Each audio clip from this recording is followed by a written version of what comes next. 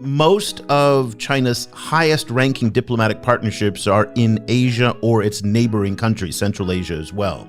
So the fact that Africa is moving up in this ranking is significant. And I think that's the big takeaway from it. Talking about the private sectors, I think that we're all falling into the same scene when it comes to talking about China in that regard, in the sense that when we talk about China, we tend to put China as a monolithic entity where we put the private sector and the public sector all together in the same basket. So at the end of the time, when we see China only doing something, we rarely mention the fact that it's a private company. We talked about Chinese companies doing that, China has done that or not. And did you notice the fact that he used the word third world in that? Yeah. Did that stand out? Yeah, that was also interesting for me. Yeah. And I don't know if that's intentional. Maybe it's not as un-PC in China as it, as it is outside, or is it intentional? I think third world might be coming back. I have a sneaking love for the term third world simply because it makes so clear the gulf between the third world and the first. And so South Africa frequently sees its role in the world as kind of reminding the world that these systems are not over. They're not something from the past. They're very much alive. And so in that sense, it really shows that China's power, or the power of China's story, of China's development story, is unparalleled, I think, in the global south. It's unique. You can't dismiss it. And it's a very, very kind of strong rebuke, I think, to this idea of universal Western values, particularly because China in many ways managed to achieve that by going against the grain of Western expertise, The China in Africa podcast is brought to you in partnership with the Africa-China Reporting Project at Wits University in Johannesburg. The ACRP promotes balanced, considered reporting on China-Africa relations through training programs held throughout the year. More information at africachinareporting.com.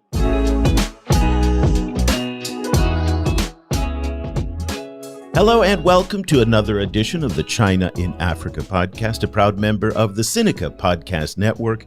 I'm Eric Olander, and today I'm joined by CGSP's managing editor, Cobus van Staden, in Cape Town today. Is that right, Cobus? Yes. Okay, Cape Town. And then also joining us on the line from the beautiful island of Mauritius is CGSP's Africa editor, Géraud. A very good afternoon to you, Géraud. Good afternoon to you guys. Gentlemen, we have made it to the end of yet another Forum on China-Africa Cooperation Summit. This is the 9th one that has taken place. Cobus, I think this is something like the 6th one that you and I have done together. It's a pretty exhausting process because we've started this journey about a month ago leading up to it, and then it happened. And let me give you a quick overview of some of the big headlines. Xi Jinping declared that China-Africa ties are now, quote, the best in history. He announced also a $51 billion financial pledge. There were dozens of MOUs and deals signed on the sidelines, including a $1 billion deal to upgrade the Tazara railway between Tanzania and Zambia. We're going to dive into that one in particular. The final declaration was adopted. Actually, there were two documents that were adopted under unanimous consent by the Chinese and African delegations there, the Beijing Declaration and the action plan. In that action plan were 10 points that China outlined, and I guess this was both sides outlined, but Xi Jinping articulated it for the guide for the next 3 years of China-Africa relations. Cobus, you wrote for our subscribers at the end of the week a reflection on the summit and where we are today and where it leaves us now looking forward to China-Africa relations in the next 3 years. What did you tell everybody? I made the point that essentially I think the summit tried to do two things. On the one hand, it tried to show that the relationship is very big and robust and that it hasn't declined from the 2010s. There's been a lot of kind of framing of the relationship as smaller than it used to be, particularly on the back of, large-scale pullback in funding from China. So new Boston University data has shown that project funding is creeping back up for the first time in about 7 years. And, on the back of that, I think the summit wanted to show that it is as big as it used to be, while at the same time also reflecting the kind of economic headwinds that both China and Africa have been facing. So it's been interesting for me, for example, that aid and particularly emergency food assistance as featured more prominently, I think, than before. So in that sense, I think it kind of walks the line of doing both. On the one hand, it shows it's still big. On the other hand, it shows that it's kind of leaner and more pragmatic than it was before. So that was an interesting balance for me. Géraud, you were looking at a number of different angles than Cobus was looking at. What are your takeaways? My takeaways is this FOCAC was highly and purely politics to a many level. And I'm writing a column on that where my headlines will be China is locked in Africa. And despite the numbers, for me, it's much more the priorities. When I read between the lines of the Beijing declaration, the Xi Jinping keynote speech, and the action plan, I can see very big lines around politics, around how China is really locking itself with Africa in terms of political future. And when, for example, you have China putting in political centers at the forefront of his action plan of Xi Jinping keynote speech, you really see how much politics becoming very much where China is taking its place into shaping Africa futures and Africa politics. When it comes to development agenda, where you see China locking himself in that path of say, I want to become and I'm becoming Africa first development partner and I'm walking into making that happen. And that for me, beyond the 51 billion, which is, we can really delve into that later, but when I look into the philosophy itself of that FOCAC, it's highly politics, and I believe that China is no way to disengage in Africa. It's even moving forward to the next step into engagement with Africa in the future. Yeah, I thought that as I was watching this unfold, that if you're sitting in Washington, London, or Brussels, or even Tokyo to some extent, that you might be a little bit disappointed and discouraged by what you saw this week, because there was a little bit of hope maybe that China would be pulling back, that the enthusiasm wouldn't be there to the same extent, and that was certainly not the case on all sides. Here's what we're going to do today. I've selected some sound bites from both the event itself and then also some of the discussion that was going on in Africa that I'd like to get both of your response to. Let's start with the speech that was the highlight in many respects of the event, the formal activities of the event, which was the opening address on Thursday by Chinese President Xi Jinping, who gave a rather terse, I was expecting this to be a much longer speech, but he was very efficient with his words. He outlined a 10-point plan, and let's just go through some of the key points and get your take on it. And we're going to start, and Géraud, this is a topic you and I went back and forth about, this question of diplomatic upgrades and the overall trend and the relationship between China and African countries. Thanks to nearly 70 years of tireless efforts from both sides, the China-Africa relations is now at its best in history. With its future growth in mind, I propose that bilateral relations between China and all African countries having diplomatic ties with China be elevated to the level of strategic relations. So, Géraud, you and I tried to figure out, what does this actually mean? There was a number of bilateral upgrades. South Africa was upgraded, Libya was upgraded, and a number of other countries were as well. There you hear Xi talking about upgrading the entire continent. What was your takeaway from this? We struggled to figure out what this means. I'm trying to see if other people understand it, and since our discussions, if you understand what it means. Yeah, for me, strategic basically means that really China, as I said earlier, China is really putting Africa as a key element on its global ambition. Basically, by doing that, China is saying that Africa is part of that strategy, and elevating all African countries to the strategic level. It means that every African country is important to a certain extent, because in that strategic element, we do have some others who gotten very high, like South Africa, for instance, like with the new era of everything. We might be talking about it later, but we do have... No. Hold on. Let me just stop you right there, because I think before we go into this much deeper, it probably is worth explaining to the audience these different levels that you looked at this week. And it's very confusing to understand, but I don't think we can understand the discussion unless we understand the way that China stacks its diplomatic relationships. Do you by any chance have the chart from Marek's in front of you? And don't go necessarily through the whole thing, but describe it for everybody what it is, and then we can try and place Africa in the right slot.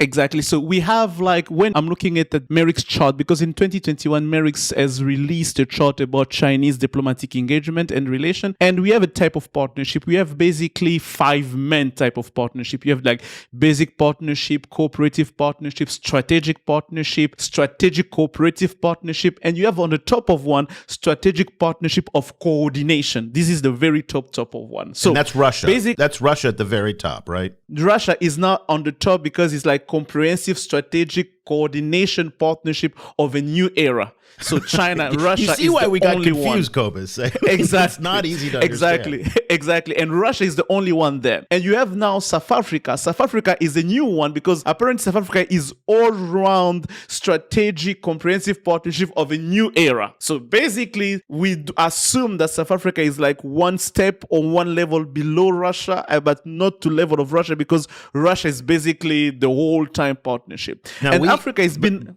Just to be clear here, I know you think that, and I also think that, but we are not 100% sure that that is the case. And we actually asked a couple of experts who are way smarter than we are in this. They weren't 100% sure either. So I think I want to put that little caveat out there. Keep going.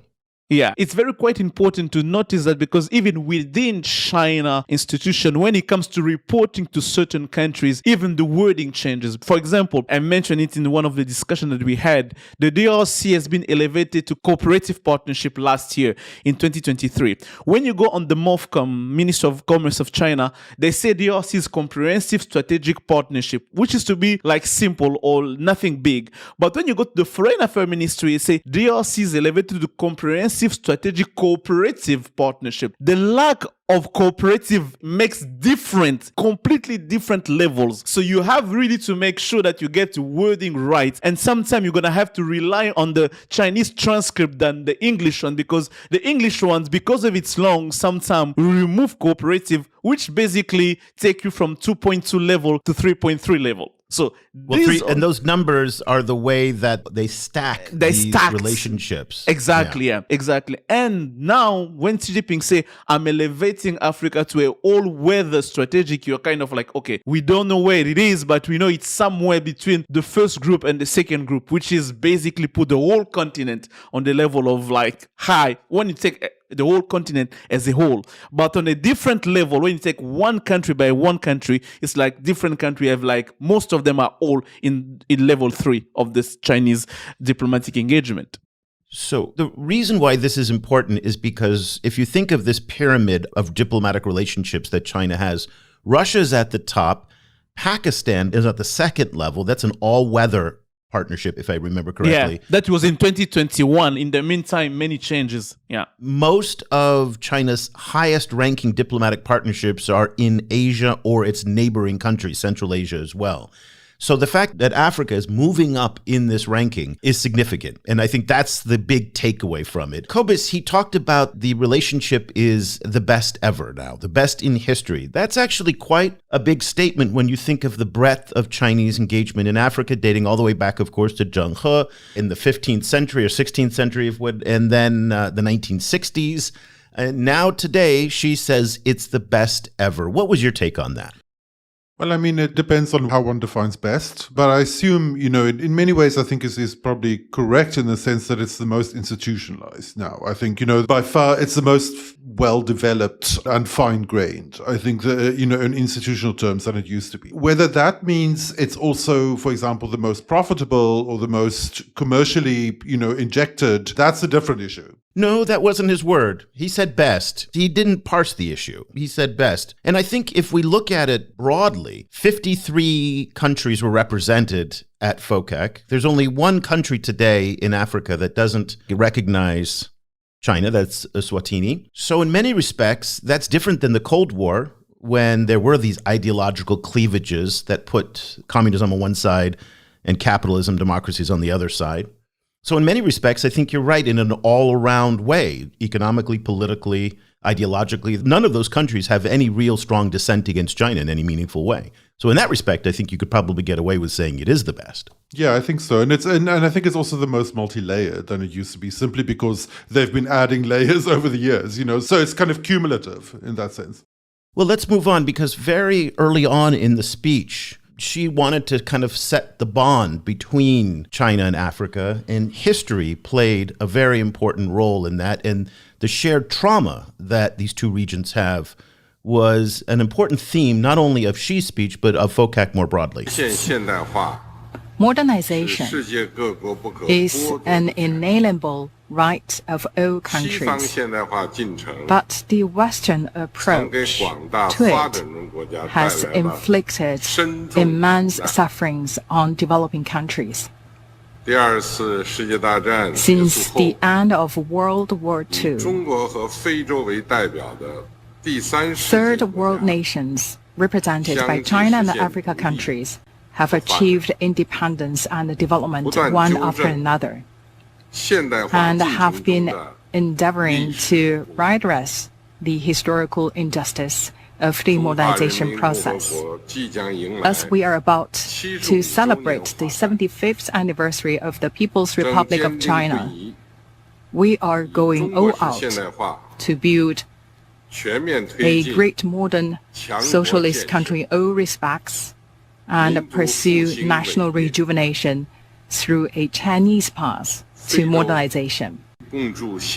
China and Africa's joint pursuit of modernization will set off a wave of modernization in the global south and open a new chapter in our drive for a community with a shared future for mankind. Cobus, a lot to unpack in that part of the speech. He talked about the community of shared destiny and the shared future. One of the themes that I heard not only from Xi, but also on CGTN and in Chinese propaganda and a lot of the talking points is a shared past as well. And there was this bond that the Chinese were trying to make on the trauma of colonialism. And he specifically focused on the West, which, again, in a Chinese context is interesting because out here in Asia, typically Japan is the focus of a lot of the trauma that China suffered under colonialism. And he didn't mention Japan, which is, again, probably because he was talking about in the context of Africa. But the wounds of colonialism are still very fresh for the Chinese, still very fresh for many in Africa as well. And that seemed to be a very powerful point that he was trying to make. And we're going to have a discussion later when President Cyril Ramaphosa also brought up the past and the inequities that were brought upon by colonialism. But what about the theme of the shared pain that the two sides have? This was a very interesting point for me. You know, he's essentially making 2 points. One is that China offers an alternative mode of modernization. And the number of times modernization came up was really interesting for me. Like more than, say, industrialization, you know? Like modernization is a much broader concept. And so he makes a point that China offers an alternative model and that South-South cooperation on modernization is a separate thing from a singular path to modernization. And in that process, he's critiquing kind of Western ideas that there is essentially one way to modernization and that the West walked that path and is now there to show the path to the rest of the world. Instead, Western modernization itself is framed as essentially a kind of a historical crime against humanity because it was so fundamentally involved with colonialism and slavery. So in that sense, he really kind of like echoes, I think, a very strong intellectual tradition coming out of Africa and the wider global South. So I've been reading up on some of these older theories and, you know, people from Aimé Césaire up to newer people like Achille Mbembe, they consistently make this point that there is no history of Western modernity without colonialism. So this is a very, I think, fundamental like broadside against Western influence because obviously the kind of the message from the West is that it represents universal values of humanitarianism, of free markets, of development as a whole, that the West somehow kind of caught the lightning of development in a bottle and is there to offer it to the rest of the world. And China is making the opposite point, that Western modernization is irrevocably tainted and that we need to explore Southern forms of modernization. So this is a really kind of interesting and very radical point for me in the speech, and you know, kind of and I think it really dovetails with African thinking at the moment.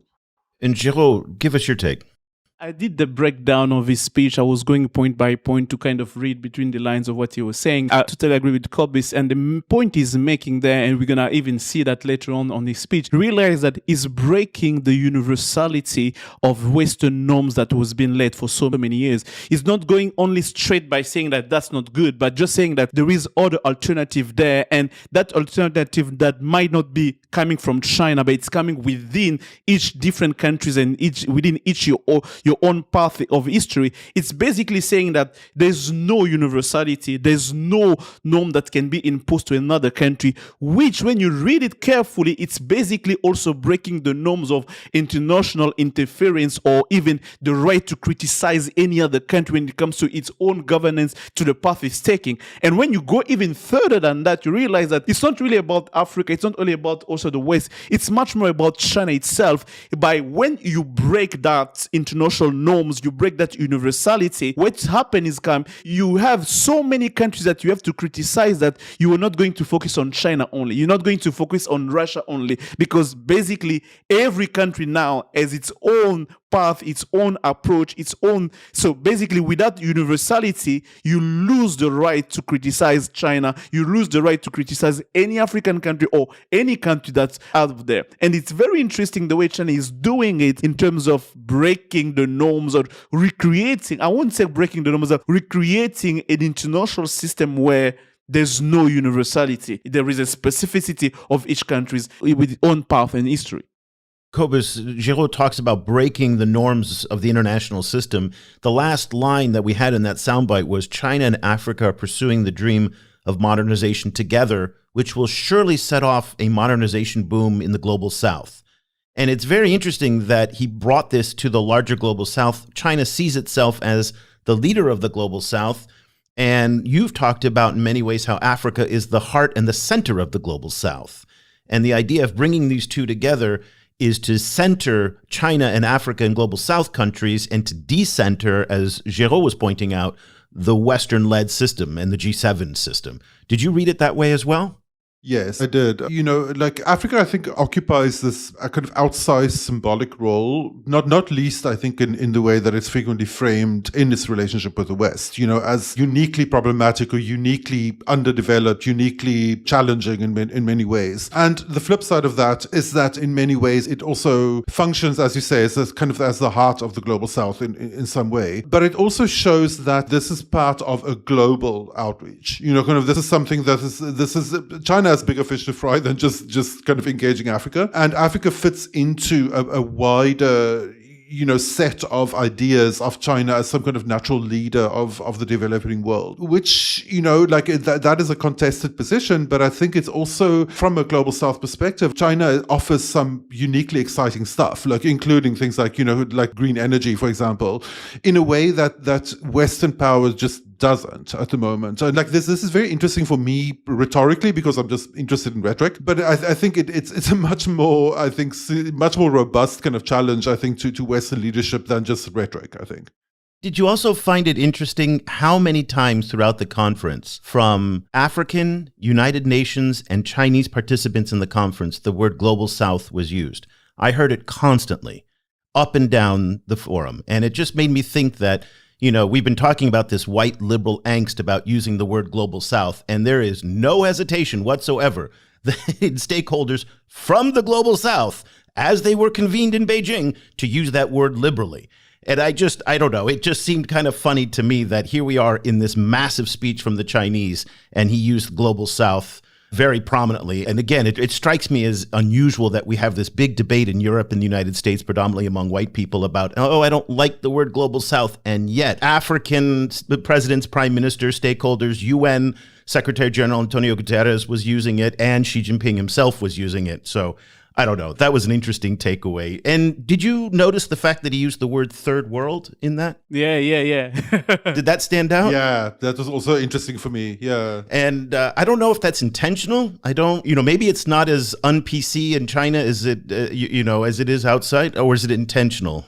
I think third world might be coming back. I have a sneaking love for the term third world simply because it makes so clear the gulf between the third world and the first world. And it's always very funny for me how in Western circles, people are like, oh, we shouldn't use the term third world because it's so insulting to the developing world. Whereas, what it actually makes clear is just ongoing structural privilege of the developed world, of the global north, which I think is actually what doesn't want to be acknowledged. So, and there's that journal, Third World Quarterly, I think it is, yeah. which really is jarring for, again, the white liberal in me. It's very jarring. But Géraud, go ahead. I'm really wondering if he used that only because he was mentioning the Second World War before that, and he was kind of like pointing out the context of how they were called after World War II that we're calling Third World Nation, or is just something that is really putting it into the present as looking forward into that regard. Because when you look at the speech, he mentioned it like once, but he mentioned in a context where maybe he was referring to the fact that during that time when they were calling us Third World, we are the one representing the Third World countries, Third World nations, as he pointed that out. But yes, definitely you have to point that out, because when you talk about shared future, you have to talk about shared past, shared burden of the past, shared victimhood, same place, same hurt that you had from the same perpetrators. So yes, it really has to create that combination of unity. So yeah, it really makes sense to me that way it was highly ideological, highly political, as I think that Cobus enjoyed that part because there was a lot of narrative flying around the place that really makes sense on where China wants to go with Africa. Yeah, there's a lot in this speech for you, Cobus, for word nerds like yourself. This was a very good speech, there's no doubt. Okay, you notice that we did not start with the number, the big number. And I wrote a column earlier in August saying, don't focus on the big number because that's not the main part of the story. But we are in this time of the show where we have to talk about the number. And it was a big number again, $51 billion, or to be precise, $50.7 billion. That was the headline, as predicted, that most of the international press took away from the summit. But let's take a listen now to how she broke it down and how it was expressed during his speech. To implement the 10 partnership actions, the Chinese government will provide 360 billion RMB of financial support through the next 3 years.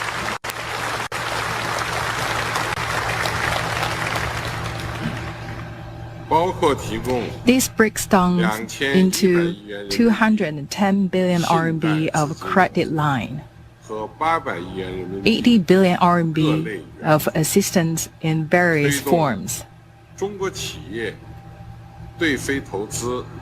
and at least 70 billion RMB of investment in Africa by Chinese companies. In addition, China will encourage and support Africa in issuing panda bonds in China to enhance our results-oriented cooperation in all areas.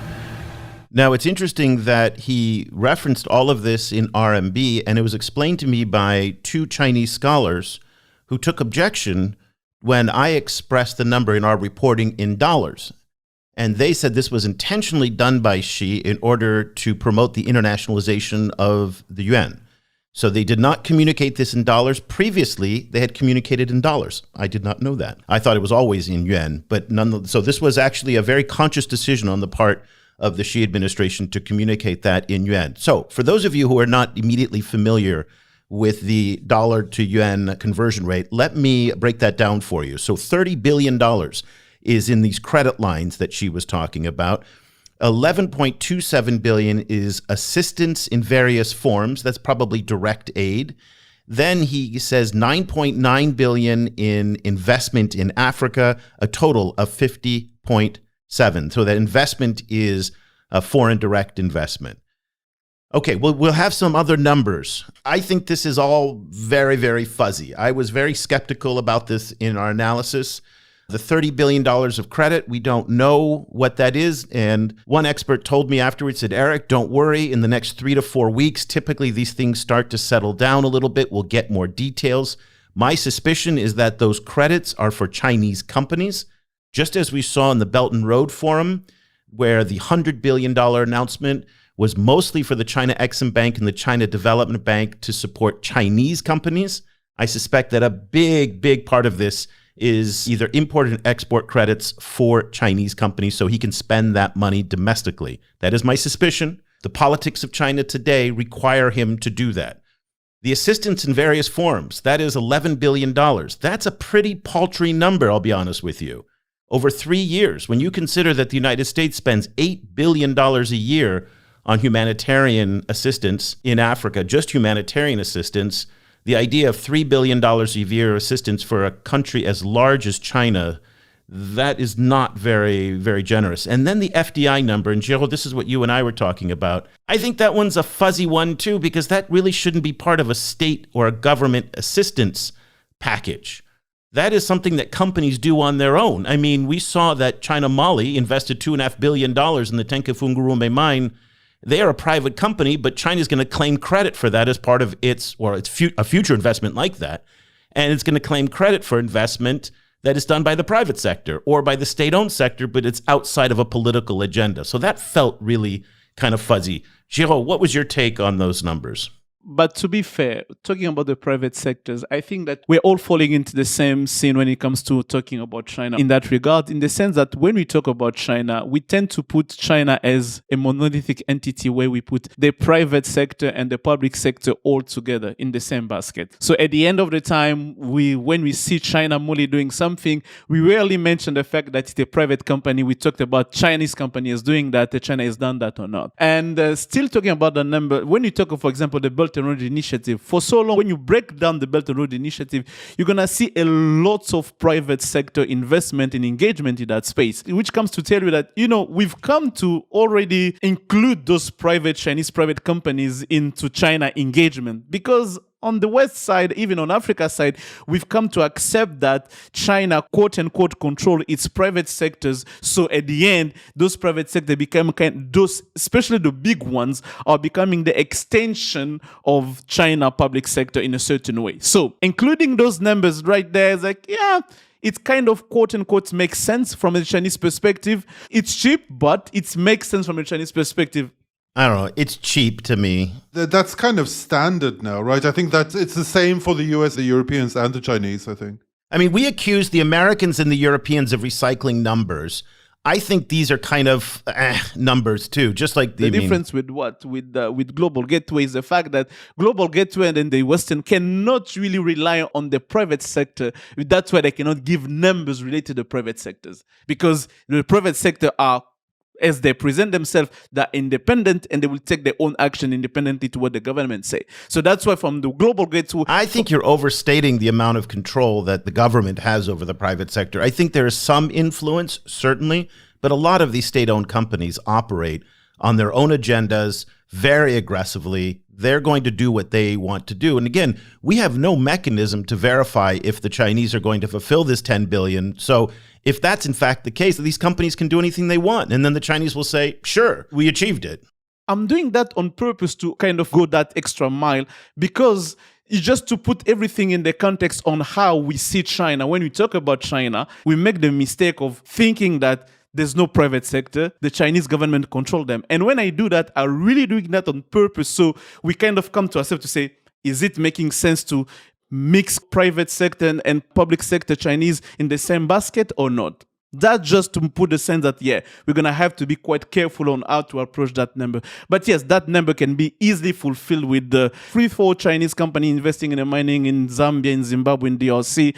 Within the next year, that 9 billion will be reached so easily that it really at the end. I mean, that's $3 billion a year, which, again, for a country as large as China with a $40 billion FDI stock in Africa today, that doesn't feel like it's a big sacrifice. It's not a big number.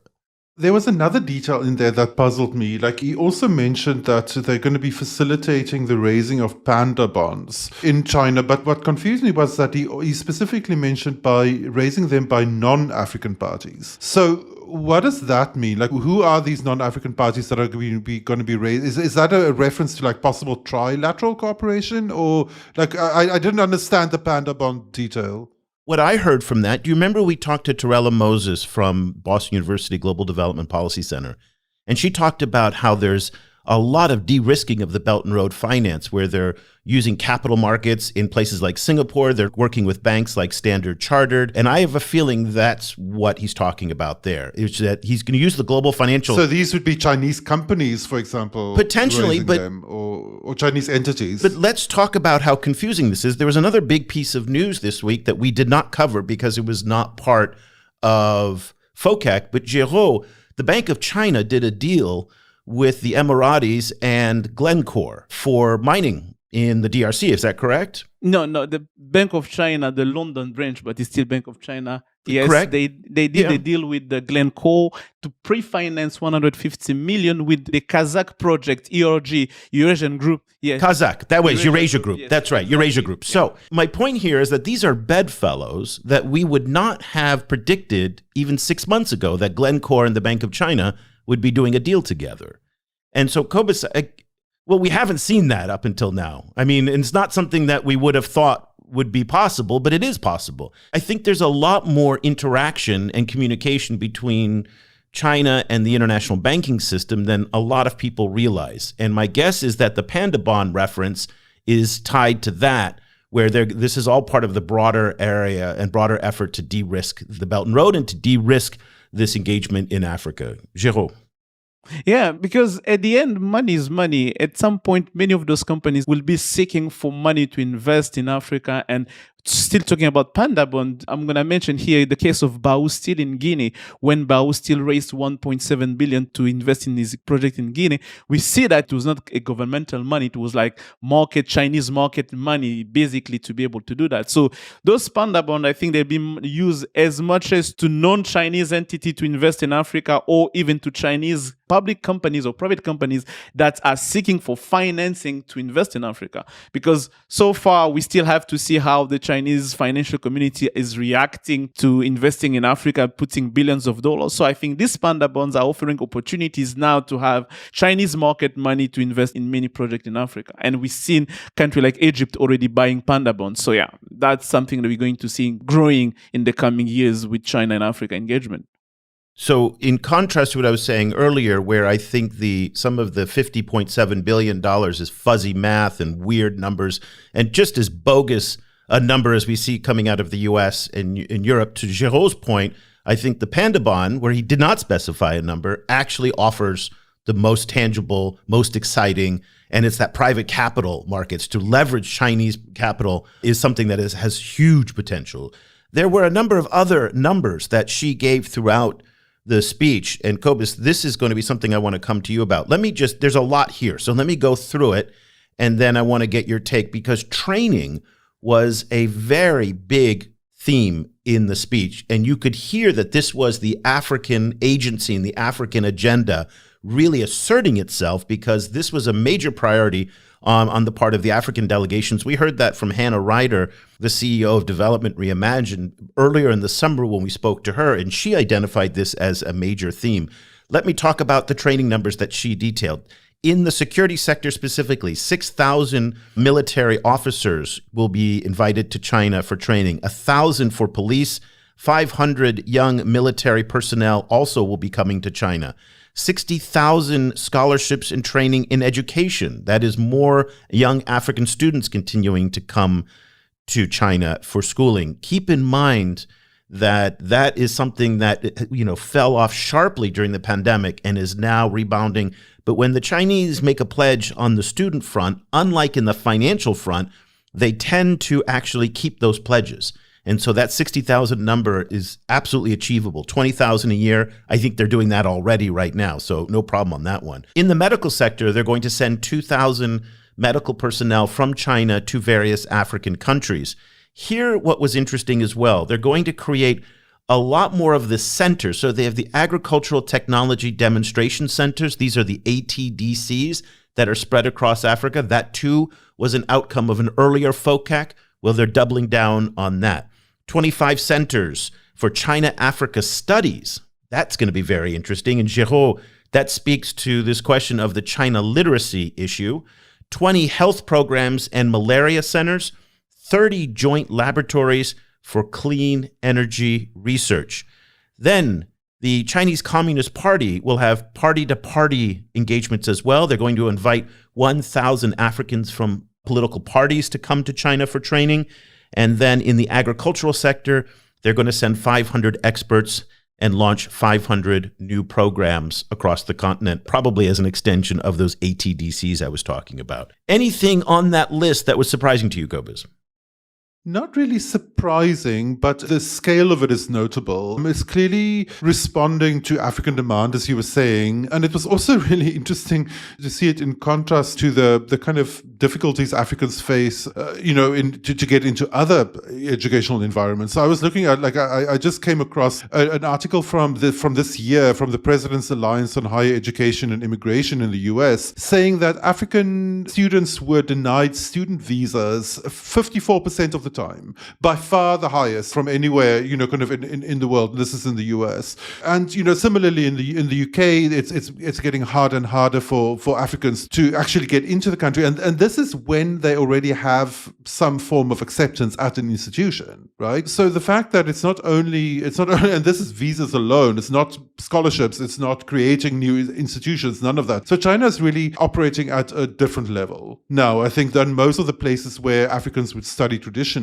And they're also a lot more responsive, I think, to African demands for skills transfer. It's going to be interesting to see whether these demonstration centers and tech centers and so on will also translate into any form of technology transfer. That, I think, is a real issue. But yeah, again, on the level of optics, this puts China on a different level than Western countries, I think. And I believe those numbers are way much important, the numbers that we're given when it comes to financing. Because when you break down the numbers in terms of what they represent, you realize that, as I was saying earlier, it's like China is really locking itself into shaping Africa in different sectors: agriculture, medical, training, politics. The 25 centers on China-Africa studies. We are talking about political centers. We are talking about having 1,000 members of political parties going to China for training. We are talking about politics and future here. So for me, those are much more important numbers than looking at 10 billions from private sectors or 11 billion, because those numbers, they can easily get lost in different forms of China engagement and everything. Just like Mao Ning kind of diluted the $300 billion in that. Well, yeah. So the reference on that 300, Géraud mentioned this 300 billion thing. So this came up. So in the Dakar Declaration, there was some very vague language that said that China is going to import $300 billion from Africa. Was it specifically in agricultural products, or was it across the board? No, it was just... No, that was an issue. Like our writing and in the run-up to that, it was full imports from Africa, but not just agriculture. Like there were other agricultural targets. Okay, well, this caused a little bit of a confusion because Mao Ning, the Chinese Foreign Ministry spokesperson, she said that not only did China meet that, it exceeded it. And a lot of people were like, wait, what? Really? Because China-Africa trade total is $282 billion. Now, what they did to get to this total was $305 billion, was they went from December, and I don't know why they picked these months, December 2021 to July 2024. And that was, I guess that's the FOCAC times, fair enough. Okay, but then they basically added up 3 years of African exports to China. And that's how they got there. We thought, and I think a lot of people thought, that when they said 300 billion, that was annually. It was cumulatively over the 3 years. So that became a little bit of an issue this week in Beijing, where a lot of reporters said, well, did you meet the 300 billion? And then she said, yes. And then the propaganda mechanism went into full swing and they started publishing all this saying we exceeded it. So that's just a little bit on that. Yeah, not only reporters, but even certain African delegation. I get some information from inside. I won't mention those countries, but some of them were like saying, yeah, we didn't reach that. The Chinese were responding, no, we reached that. We, just like Mao Ning mentioned, she kind of took all the numbers and summed them up and gave $307 billion. Like, yeah. But just to tell you that those financial numbers can be diluted easily. But when you look at all those small, I'd say not small, but those numbers that really doesn't make the headlines, when you pay attention to that, you realize that really China is really into building and shaping Africa the way China wants it to be. And people should be paying more attention to those numbers to see, let's imagine we have the Leadership School Academy in Tanzania. They don't see that, it doesn't say they're going to make the same thing, but let's try to imagine having similar training centers or political centers or China African studies as the centers, as they call them, popping out of Africa. It's going to tell you that it's more than what we're looking now in terms of like financial influence or like economic engagement. It's really political influence. And this should really get people to pay more attention than the numbers that we're looking into financial. Yeah. Yeah, I agree. And you know, kind of, and it goes with the fact that, you know, for example, all of this is kind of, how can I say, a kind of, you know, kind of capturing different forms of African futurity and modernity, you know, kind of in as part of this, and then putting them in the context of Chinese systems. That Chinese systems and technologies are the only way to deliver African futurity. And, you know, so for example, the like a big deal with South Africa to use Beidou instead of GPS, you know, like satellite, space stuff, you know, all of these things being announced together with relatively concrete job creation targets and all of this training targets, you know, so then becomes like little England or little America is too racist to accept like African students. Sure, we'll take them and we'll train them in non-Western systems, and then those non-Western systems become standard in Africa. That's essentially the story that we're seeing. And when you pick up those training numbers, as we are saying in Washington, D.C., you're going to find in 5 years from now, you're going to have thousands and hundreds of thousands of young Africans who would say that my first professional experience, I got it because of a vocational training center that was built by Chinese. And this is a story that changes everything. Well, one of the other themes that we heard throughout FOCAC, particularly from the various African delegations, was the emphasis on agriculture, specifically agricultural exports to China. And you could hear the demand from the African side to include that in the agenda, and Xi addressed it directly in his speech. China will voluntarily and unilaterally open its market wider. We have decided to give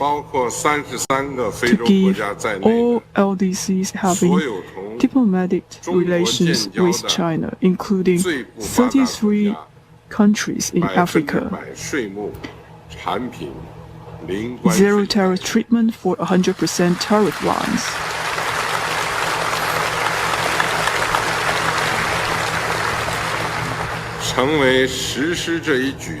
This has made China the first major developing country and the first major economy to take such a step. It will help turn China's big market into Africa's big opportunity. Okay, so a little bit of parsing is required on this as well. And again, I don't want to take anything away from the offer that the Chinese are making to African countries to reduce the tariffs to almost zero.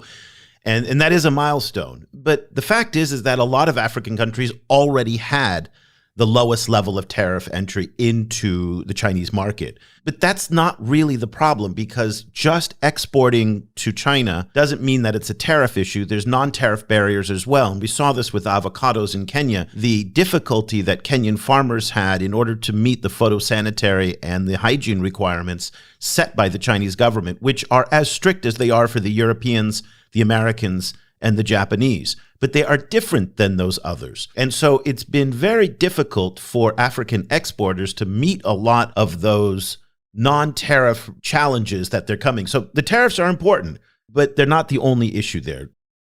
Yeah, I mean, what would probably be more transformative is proactive kind of, training funding, provision of different kind of, technologies and so on by China to help Africans to get through those hoops. I think that, that will markedly increase the imports, I think.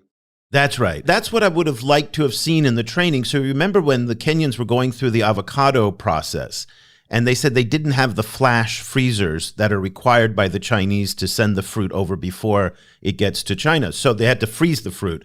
It would have been great if there was an assistance and training program that said, we're going to provide the flash freezers, we're going to provide the training, and then that will facilitate the exports. That's the kind of assistance that would be really great. We're going to see how they're going to do with the agricultural training they're offering, if it's going to go into that space where they're going to empower African agriculture to meet the standard, allowing them to export to China. This is something I think we ought to look at. If it's just like basic training for producing food, but not making it marketable to the Chinese market, I think they're going to fall a bit short on that promises.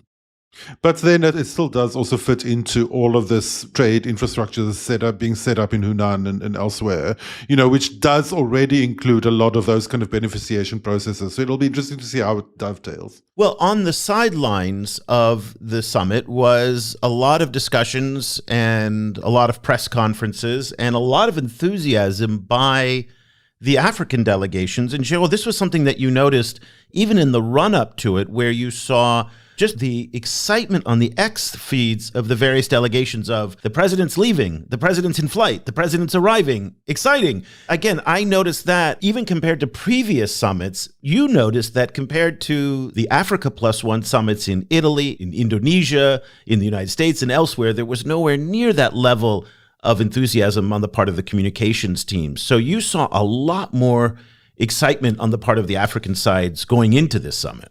Yeah, there was a lot of excitement, a lot of engagement. I was really particularly following President Hakainde Hichilema from Zambia Twitter feed. He was really excited everywhere he was going, the shares and everything, the welcoming. And you really could see that in different governmental delegation Twitter feed, that there was that excitement that we are going to something big, to something interesting, to something that we are looking forward to get to.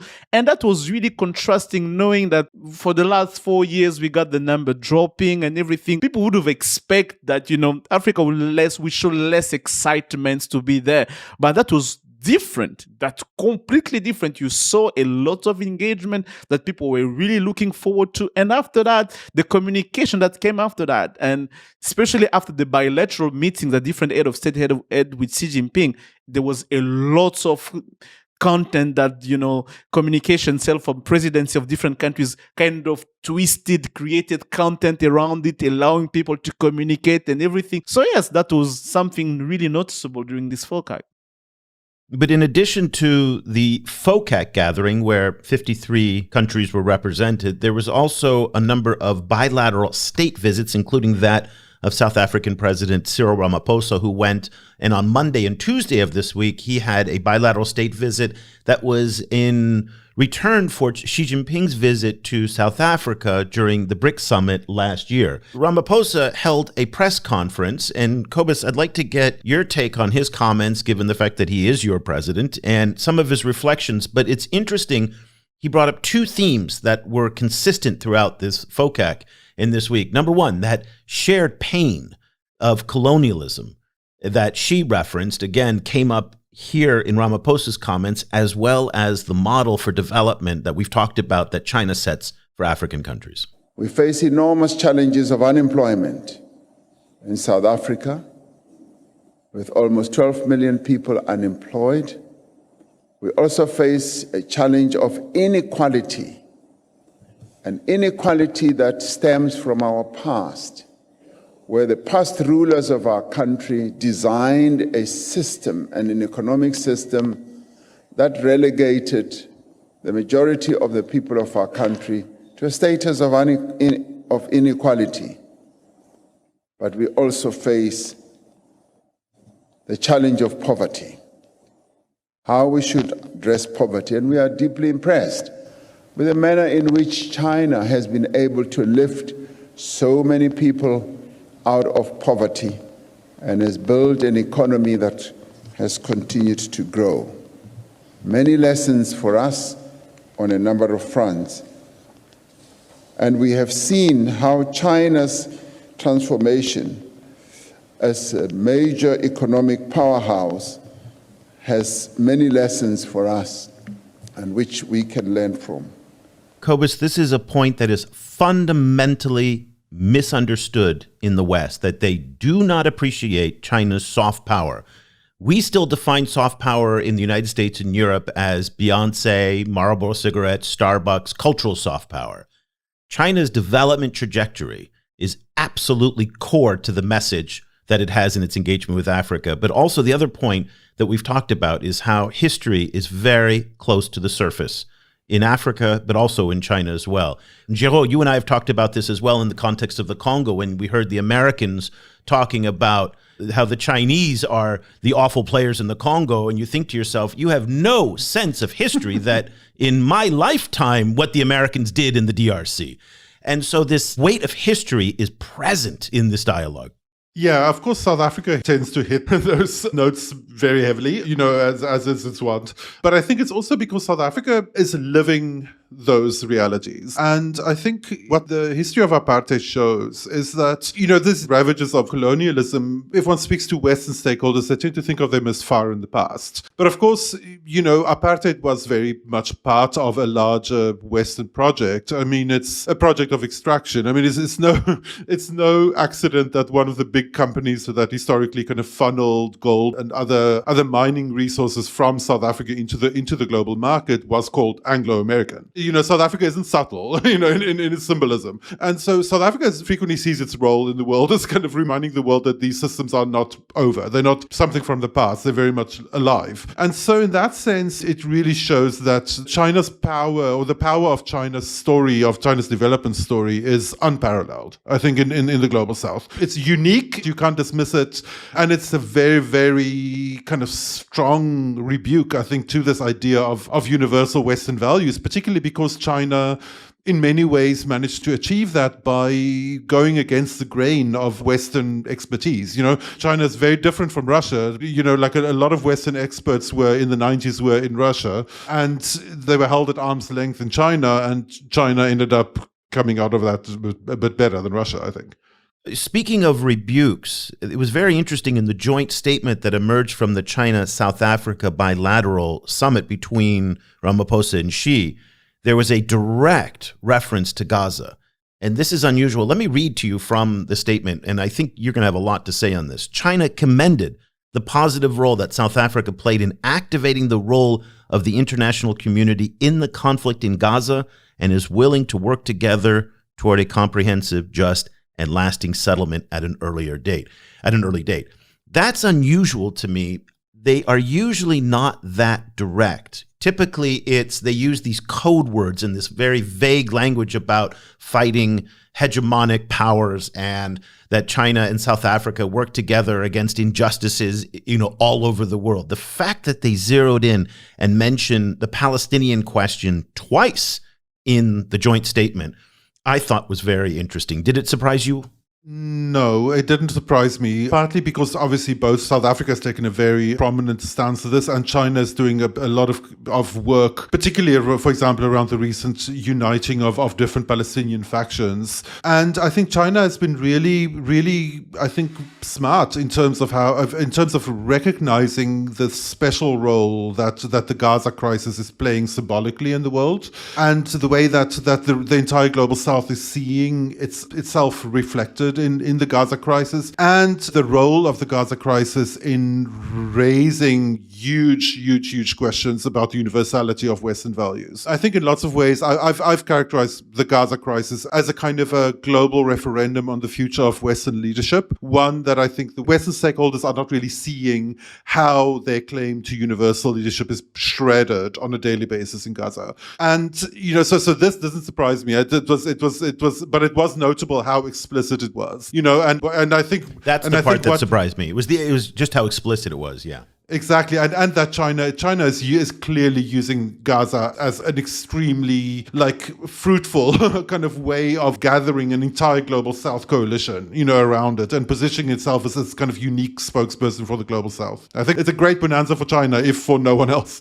And for me, for China to say it out loud really highlights how much China is really getting bold into taking the position of its statement by saying, yes, I'm calling this situation out. And you cannot really try to seduce global South country to talk and to revisit and to question the international order right now without really highlighting the epitome of the hypocrisy of these international norms, which is the crisis of Gaza today, and say, yes, we have to call it out. And China has been calling out the crisis of Gaza for so long now. They even got its ambassador in the UN even mentioned it quite some time, quite explicitly. So during a meeting like this, a FOCAC meeting like this, and having a bilateral meeting with South Africa, which play a tremendous role into, I'd say, waking up the international system or to the international many countries into riling up against this crisis in Gaza, really kind of cemented China narrative. When you do that, you can now come with your keynote speech, mention the need of reforming the international system, sharing the burden of, shared past and shared, victimhood of what's happened in the past. So yes, calling it out loud really cements that narrative of saying that, yes, we are into that shared future because we had that shared past. And we are all the victim of the hypocrisy of this universal international system, which pick and choose which crisis to treat well and the other one to treat bad. Well, throughout the course of the week, it was very busy for us because we were writing material and producing content for you on the podcast feed, but also on our site and our social channels. But we're also giving a number of interviews to the media. And so I had a chance to speak with the New York Times, The Economist, Bloomberg, a number of different publications, and then also on television, Channel News Asia, the BBC, and Bloomberg TV as well. What was interesting for me was how often in the conversations with not only Western media, but also Asian media here as well in regards to FOCAC, the question of the debt trap came in. Over and over again, it came up, there was the debt trap. But what about the debt trap? And, and I sat there and I was like, yes, but here's the thing. There is no evidence to support the debt trap. And they said, okay, it may not be a debt trap, but what about Chinese debt? And then I would kind of lay out the point that said, well, China accounts for only about 11-12% of the total debt. And it was very interesting when I was talking to an Austrian reporter and I was talking also to some UK reporters. And that was something that kind of came up quite a bit in the discussions, also in France as well. Interestingly, though, Géraud, I don't think you got any French reporters talking to you. None of the French reporters wanted to talk to you, right? We're going to get one maybe next week. We're going to see, but no. Maybe next week. This week it was much more English speaking and everything. So yeah, we're not going to blame, we're not going to point fingers anyway, but yes. No, we're not going to point fingers. The reason I bring this up is because the discourse in the mainstream Western media, and I really hate to use those words, but there's just no other way to describe it, was so reductive when it came to debt. And I want to play you a little bit of an alternate universe that exists in Nairobi, where on Spice FM, which, by the way, is just one of the best talk radio channels in the world, and they broadcast almost everything that they do on YouTube. So I highly recommend that you go check out Spice FM's channel on YouTube. I'll put it in the show notes there. They had a lot of discussion about President William Ruto's visit to Beijing, not just to participate in FOCAC, but also to talk about some of the public-private partnership deals. I'm going to play you a little bit of the discussion that took place on Morning Drive Time Radio in Nairobi on Spice FM talking about debt. And I want you to contrast that against the narratives of debt trap diplomacy that we hear too often in the international media. Well, just look at some of these things that have been put on the table. We know now that Kenya has become a member of the AIIB. And you asked that what that is. That is the Asian, what is the name of that? It's the Asian Infrastructure Investment Bank. That is exactly what I was saying. Yes. You see?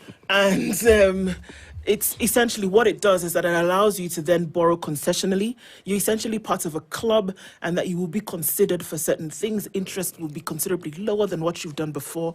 And it's a route to market, essentially, that you will then be allowed to get more help at a lower percentage, and maybe just then be able to negotiate better. some of these cases that we've seen where Kenya has got into this throttling debt is that the negotiating aspect of this, either the door has been shut or that it hasn't been negotiated properly. Kenya's currency doesn't allow you to compete right now on the international scale, whereby you'll borrow in your own local currency like what the Japanese do.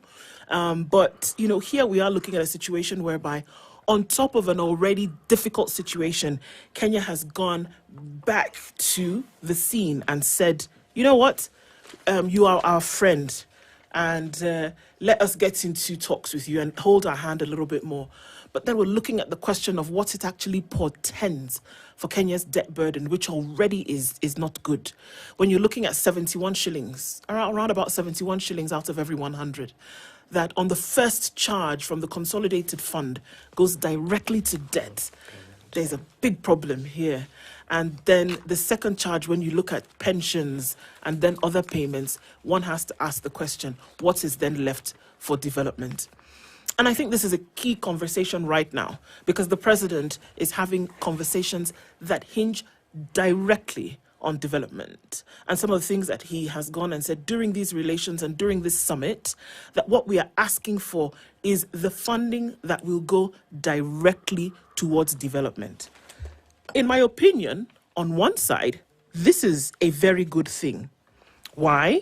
Because what it allows you to do is that you've opened your mouth and said, this help or this assistance that we are getting is going directly towards development. You then must see the outcome of it. Is that on the bane of our existence? That's because other conversations that have preceded other borrowings have had a similar narrative. We are borrowing so that we can do this and build this dam and that bridge and to do this and the other. Mm-hmm. And that this and the other didn't quite happen, but the debt remains as a constant. Because with the sort of monies that we say we are paying, if you look at the debt that has brought about that repayment schedule, it means that that sort of amount of money, you say this every other day. If it had been invested in the country, surely would we not see it? Yes. Should there not be a huge difference? But we don't see it. But this is the thing here, because CT, during this summit, it is not, they didn't say our debt burden is too high, please help us offset our debt. No. In the first round of communication, which happened yesterday during the summit, and there was a direct opportunity for Kenya and the president, William Ruto, to have a conversation with President Xi Jinping, the first thing that rolled off the tongue was that the big ticket projects that he discussed were the multi-billion shilling extension of the Standard Gauge Railway. If money comes, that is what we expect to see. The second one was the Rironi Mau Summit Eldoret Malaba dual carriageway, which he said were Nairobi's top priorities in the engagement with China. So if the money comes from China, that is what we expect to see. Two things stood out in that discussion for me. One was the texture to it. Again, when you compare that with this base discussion about the debt trap, it's infuriating because Spice FM is out there. You can find it. I just looked at it on a Google search. There it was. It's not hard to find, okay? And you're hearing this much more nuanced discussion about debt. But also what you heard in those comments is something that we don't hear in the Western narrative, is the fact that the corruption, incompetence of African leaders, particularly Kenyan leaders, for not managing the debt well. That's what she was talking about, how she wants the money that goes directly to development to appear in development. Too often in many of the other projects, the money goes into the system and gets lost either through ineptitude, either through corruption, either through bad planning, and we don't see the results of those loans that should be advancing Kenya's development. I just thought that was a fantastic discussion, and that's the kind of discussion I'd like to hear more of when we talk about Chinese loans in Africa. Yeah, I absolutely agree. I think there's certain kind of barriers, to that discussion in the Western world, because I think the way of thinking about the global development financing system is really calcified, I think, in the Western kind of commentariat. And there's very little energies being put into challenging kind of this established thinking, partly because I think it just... it's kind of more trouble for them than it's good. They bilateral aid-related funding for these kind of projects have created, from Western countries. It's been replaced by a lot of private sector lending, which is frequently overcharges Africa very heavily. But there's very little incentive to challenge that system because that would take, in the first place, understanding a lot of kind of boring fine print, but then also, kind of challenging the financial industry in New York and London and Frankfurt that are very big donors to political parties and that kind of who no one wants to pick a fight with. So I think there's this kind of like structural resistance in the West to discuss the role of the Western private sector in a growing African debt crisis, partly because everyone is used to Africa suffering, right? Kind of like suffering is Africa's job in the international system. And so, so to challenge the terms of that suffering ends up being an African job rather than anyone in the West's interest. And this is exactly the international economic system that Cyril Ramaphosa was just mentioning a few minutes ago. So yeah, that's exactly that, to the point where when it comes to that discussion, we lack the nuances, we lack the depth to go into looking into different stakeholders who are responsible of that crisis. We tend to find very simple narrative, maybe misleading simple narrative, to explain something that's much more complex, much more nuanced. And just to mention the conversation that we just heard, I kind of understand why President Ruto did not mention, debt burden relief when he was having that conversation with President Xi Jinping, because maybe that conversation would have gone in a sense like, we both know that you don't have a crisis with us. We both know that we don't have a burden crisis that stop you to repay us. So there's really much more space for Kenya to ask for relief whilst they're still looking for money. They're still repaying that money. It just reminds me of the conversation that we had in Washington, Eric, where an expert told us that, yes, Kenya was not in a situation where China had to do something preemptively to prevent a crisis where there's no crisis happening right now. Well, it's interesting you say that, because this framing of it, and this came up in the New York Times in the run-up to the conference, where a New York Times report kind of mentioned the fact that the bulk of Kenya's bilateral debt is owed to China. And that, again, is technically true, but it's misleading because Kenya doesn't, like a lot of African countries, does not borrow bilaterally that much. It's a small part of the debt portfolio. About half of Kenya's borrowing is domestic, and then the two largest other categories are from Eurobond or private creditors and the multilaterals. China's debt in Kenya accounts for only about 8% of Kenya's total public debt. That wasn't included in the New York Times article. And that is the misleading framing that oftentimes comes up in the discussions about Chinese debt in Africa. The purpose of the show and the purpose of this segment really wasn't to turn it into some kind of leftist Marxist kind of celebration. That's, Cobus, I know you would love to do that, but that's actually not what we were trying to do.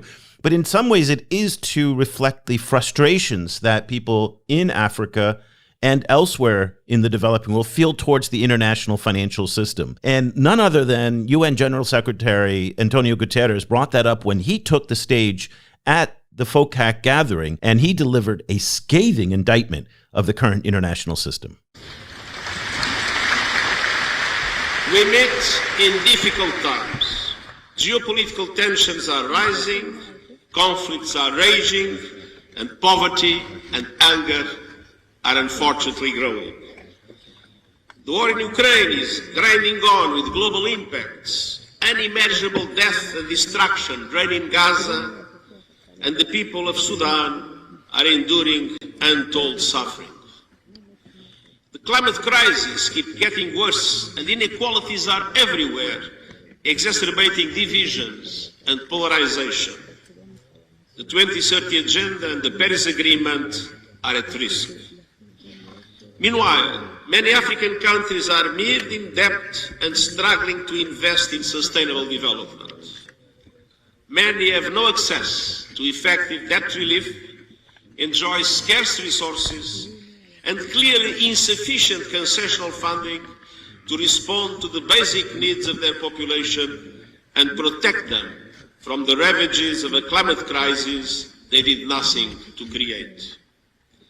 This situation is unsustainable and the recipe for social unrest. That is why we propose deep reforms in the outdated, ineffective, and unfair international financial system, and an SDG stimulus to provide developing countries with the liquidity they need while seeking medium and long-term solutions. Solutions such as increasing the lending capacity of multilateral development banks and enabling them to massively scale up affordable financing for development in Africa. Expanding contingency financing through the rechanneling of special drawing rights that until now have essentially benefited rich countries and not those that need them the most. And promoting an effective transformation of the G20 framework to guarantee real long-term debt restructuring that puts people at the center. The support of China and Africa for these reforms is essential. Cobus, the problem with Antonio Guterres' speech there was that he was basically preaching to the converted. When you look at Politico's newsletter this week, their China Watcher newsletter, which is the main China watching newsletter in Washington, D.C., not only do they not have any reference to anything that UN Secretary General Guterres said, they didn't even mention FOCAC once. They talked about the South Pacific. They talked about the South China Sea. They talked about this event went largely undiscussed in vast parts of Europe and the United States. It didn't happen for the most part. And that's not even to say, even here in Vietnam, nobody paid attention to it either. So the concern is that all of this that's being discussed is talking to people who already agree with that, like you, right? How do we get it into people who don't agree and be able to understand that it's BlackRock is the problem? It's not necessarily the Chinese. Well, yeah, I mean, that's a big challenge because many stakeholders in the West don't want to hear that. And they have a lot of ways to not hear it. What I think it also reflects is just, I think that the US-Africa relationship is maybe dead.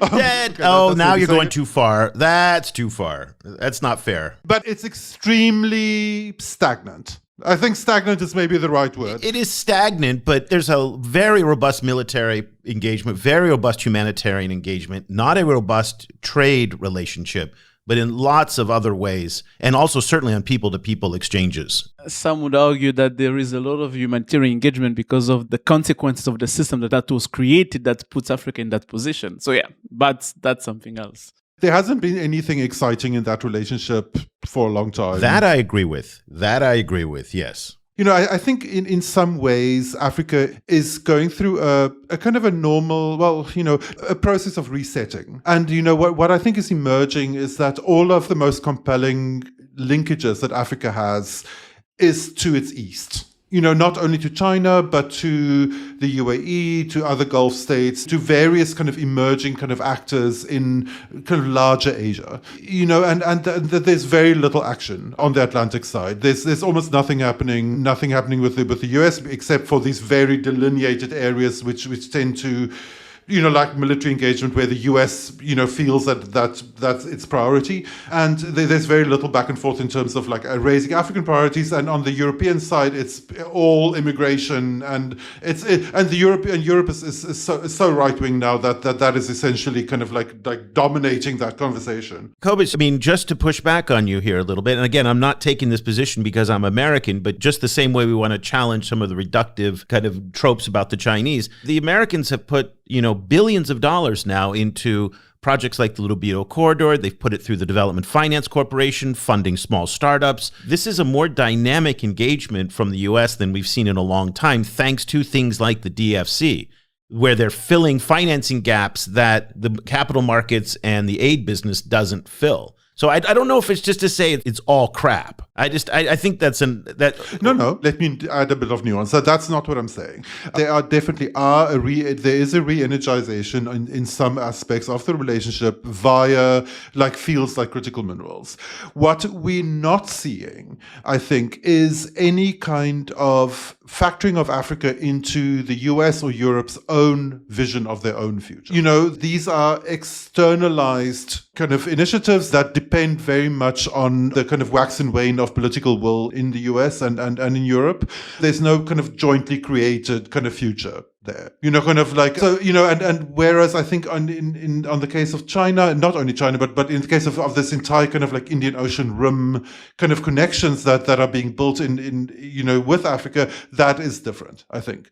That look towards the Indian Ocean is a perfect segue for what I think is going to be one of the key milestones of the summit. And this is going to be our last point that we talk about, is that there was a very important signing ceremony with the presidents of Zambia and Tanzania and China for $1 billion refurbishment of the Tazara Railway. And Géraud, you and I, when we saw this happen, went, yeah, that's it. That's big. That's a really big deal. So we talked about the fuzzy numbers are not so much of a big deal. This is a very big deal. And in part because what it is it's going to refurbish a line that goes from the copper cobalt belts right now in the DRC and Zambia to the port of Dar es Salaam in Tanzania. And in many ways, it contrasts with the Lobito corridor that goes from that same copper cobalt belt, but it takes a left instead of going right, and it goes to the Atlantic Ocean and not the Indian Ocean. Géraud, why is this important?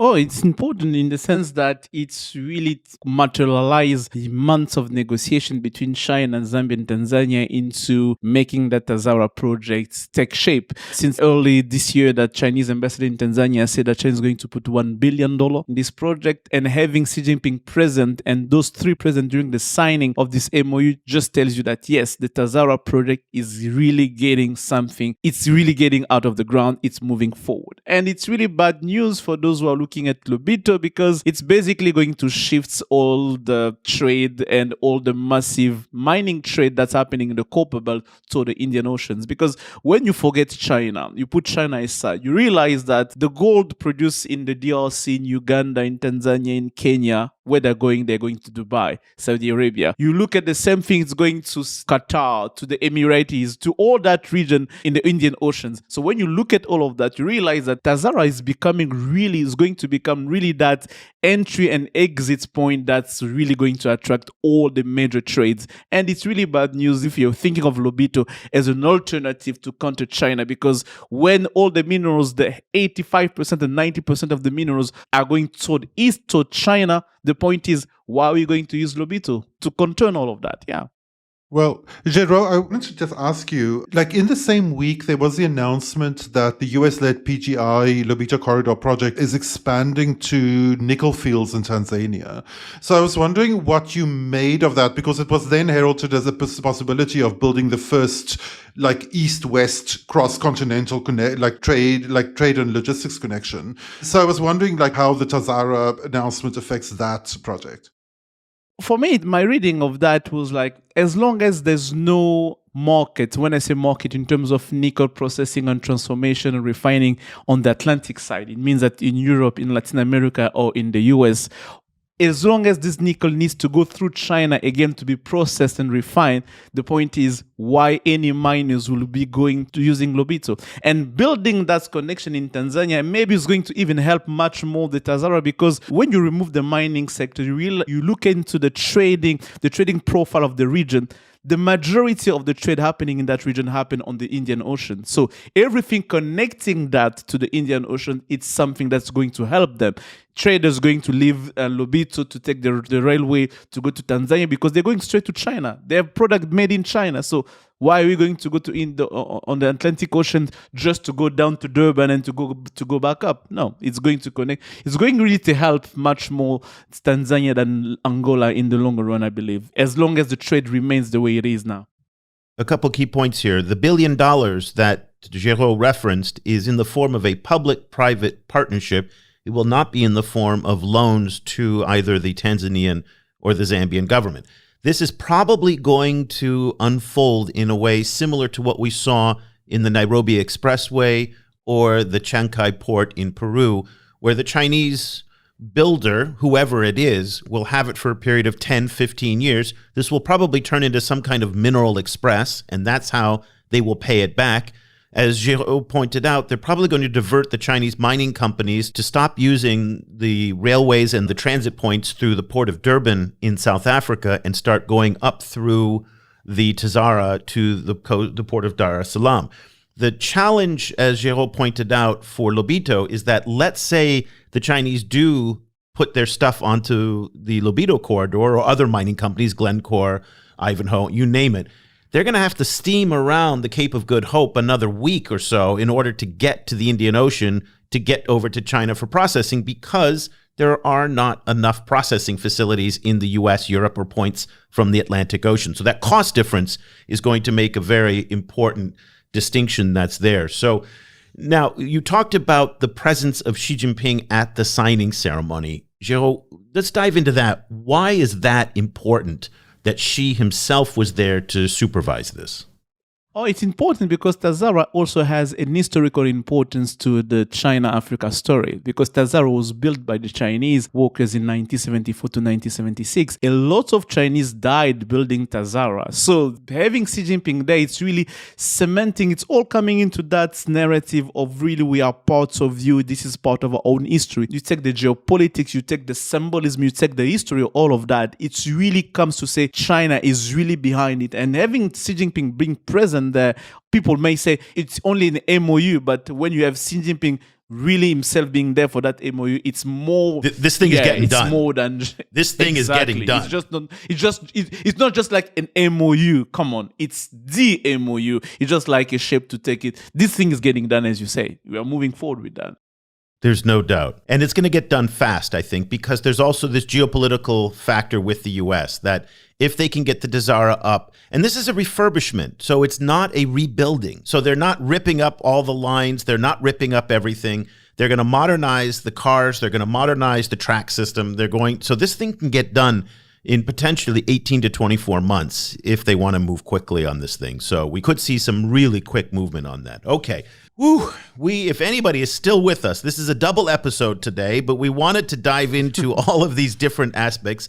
This was an important milestone in the China-Africa relationship, there's no doubt. And in many ways, it culminates what we have been doing all month in terms of looking at all aspects of FOCAC. Again, we want to thank all of the guests who joined us, all the experts who joined us, and Cobus and Géraud for all your input on this. Let's just kind of now wrap up our discussion with a reflection on what this means. What do you want people to take away from FOCAC 9?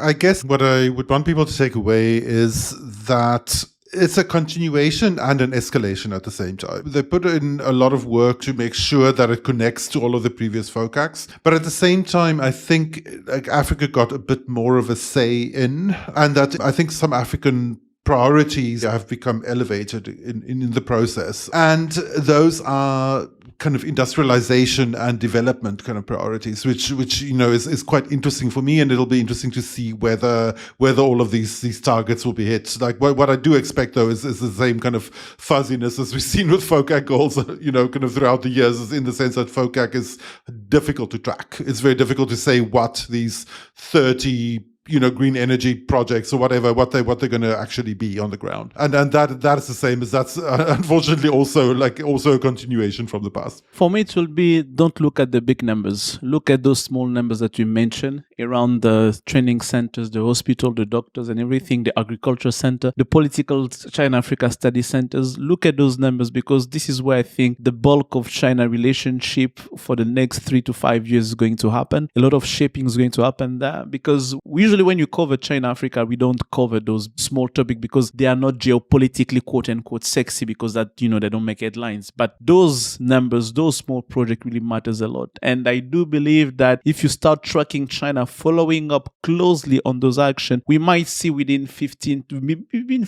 10 to 15 years in Africa that has been shaped by Chinese norms, Chinese not only values, but Chinese approach and vision to do things the way things are doing. And when I think of what Xi Jinping was saying, that this FOCAC is going to be a milestone of China-Africa relationship over the next future, and I think, yes, this is going to be a milestone, especially when you look not only the keynote speech, you read the Beijing Declaration, you read the action plan, you realize that we're going to see a lot of economic framework agreements coming out of China and Africa. And I'm even suspecting that we might see something similar to what we had with Europe and Africa and Carib country, the Cotonou Agreement. We might see something similar coming out from China and Africa in the future. So yes, these are the things that for me to pay attention to. Don't look at the numbers. Those numbers, they mean something. They also don't mean a lot, but those other numbers are much more insignificant, I believe. A couple months ago, I mentioned on the show, and I've talked to you guys at length about this, that I said, if the Chinese are smart, and I didn't necessarily assume that they are, but if they are smart, they would take advantage of this FOCAC to lock in the relationship for the next 5 to 10 years, maybe even longer, because we've seen how Africa has once again fallen off the agenda in the US and Europe. We're right back where we were at the end of the 90s and the early 2000s when, Africa was a place for do they know it's Christmas, Live Aid, charity, poverty, war, child soldiers, HIV. That's what Africa is in the imagination of most people in the United States and Europe. Now in Europe, of course, it's about immigration and keeping Africans on their side of the Mediterranean. I don't know if you guys have noticed, but on Twitter, there's just one meme after another of how awful Ireland has become now because of black people beating up white people. Okay, now Twitter has become what I think they describe it as a Nazi porn bar. It's an awful place, but you can see the framings in a lot of people's, particularly on the right, how they see Africa. The Chinese did what they needed to do. They came and they delivered. They said that Africa matters, Cobus, as you pointed out. They didn't back it with a lot of money because, again, Géraud, I agree with you. That $50 billion, I think, is a whatever. Don't pay attention to that. That's smoke and mirrors. But the substance of the relationship is strong. And I think that's the key takeaway for me. There's a lot here. It's multifaceted. It's political. It's military. It's trade. It's economic. It's people to people. It's party to party. It's operating on a lot of different levels. And I think the enthusiasm that we saw from the African delegations was the best indication that this relationship is healthy. And I think that was my key takeaway. Okay. Whew. Thank you both for a very long episode. Thank you both for a very long week. By the way, on our website, if you click on the FOCAC tab, that's right under any of the stories. I've unlocked all of the FOCAC stories, so they are free for everybody to read. We want to get that out there, so you don't need a subscription in order to read our FOCAC coverage or to listen to the shows or read the transcripts from the programs. I invite everybody to do that. We have produced probably more than anybody else in the world for this particular FOCAC. It's something we're very proud of, that we produced just some amazing analysis. And again, I will brag on behalf of my colleagues who are far more modest, and particularly Cobus's 2 reports that he did. And Cobus is going to be working on an after-action report on what FOCAC means, which we will share with you as well. That'll take probably 3 to 5 weeks to do because we also want to let things settle down. One of the things that we've noticed from past FOCACs is we start to see announcements come out 2 or 3 weeks afterwards. So just because it's technically over now doesn't mean it's actually over. So there's some things that are going to settle down as the presidents and prime ministers come back to their home countries in Africa. You're going to start to see some announcements, some spinning, and we'll start to see some follow through. So let's leave our conversation there. We want to thank both of you and thank all of you for a wonderful month of coverage of FOCAC. We're going to kind of put FOCAC aside now and get back to some other issues. It'll be nice to kind of not do China-Africa FOCAC kind of stories. There's a lot going on in the China-Africa space. And Géraud and I last week did a fantastic interview on critical minerals. And so we're going to focus a lot more on that. And by the way, Géraud, tease the fact that you have a brand new cobalt data set coming out very soon. Yes, we have the new DRC cobalt copper dataset for 2023. We're going to put it live soon. And we revamped the whole content. We revamped the design. It's mobile friendly. It's tablet friendly. You can use it. So yeah, we have put the work on that and we are happy to share it with you guys. Oh, it's beautiful. So beautiful. We have a number of cool things coming up. Nickel dataset, energy dataset, cobalt dataset. We're also working on an EV dataset as well. Very cool things for you guys, so keep paying attention. Go to ChinaGlobalSouth.com.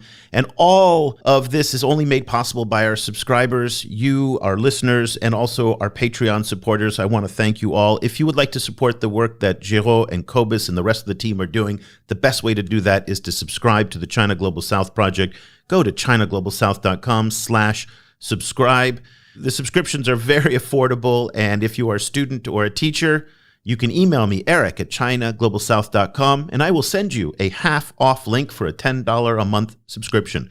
So let's leave the conversation there for Géraud in Mauritius and Cobus van Staden in South Africa. I keep remembering if you're in Cape Town or Johannesburg, you're in Cape Town.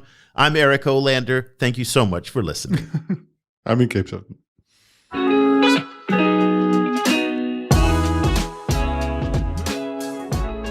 The discussion continues online.